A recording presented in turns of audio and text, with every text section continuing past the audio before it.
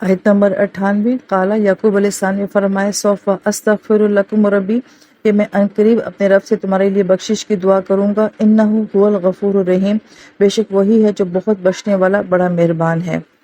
علماء کرام فرماتے ہیں کہ یہاں یعقوب علیہ السلام نے فوری طور پہ دعا کا کیوں نہیں کہا، ان قریب کا کیوں فرمایا کہ ان قریب دعا کروں گا؟ تو اس کی بہت ساری توجیحات جو ہیں وہ بیان کی جاتی ہیں، جن میں سے ایک بات یہ بیان کی جاتی ہے کہ میں دیکھوں گا کہ تمہارے اندر کیا واقعی ندامت ہے، تمہیں احساس ہے، تو پھر میں تمہارے لیے استغفار کروں گا۔ لیکن ہمارے ذہن میں یہ سوال آتا ہے کہ وہ سارا وقت جو یعقوب علیہ السلام نے ان کے ساتھ گزارا تھا، آپ ان سے مایوس نہیں ہوئے تھے، بار بار ان کو نصیحت کرتے تھے، تو اب جب یہ خود کہہ رہے ہیں تو پھر آپ نے اس کو ڈیلے کیوں کیا ہے؟ تو ایک بات تو بہرحال بیان یہ کی جاتی ہے کہ وہ دیکھنا چاہتے تھے کہ آپ اپنی توبہ میں، اپنی ندامت میں جو ہیں یہ بھائی کتنے سچے ہیں، تو پھر کروں گا۔ اور ایک اور یہ بیان کیا جاتا ہے کہ وہ خاص لمحات جس میں نبی اللہ تعالیٰ کی ذات کے ساتھ کنیکٹ ہوتے ہیں، مانگتے ہیں، تو میں اس خوبصورت وقت میں، خاص وقت میں اللہ تعالیٰ سے تمہارے لیے معافی مانگوں گا۔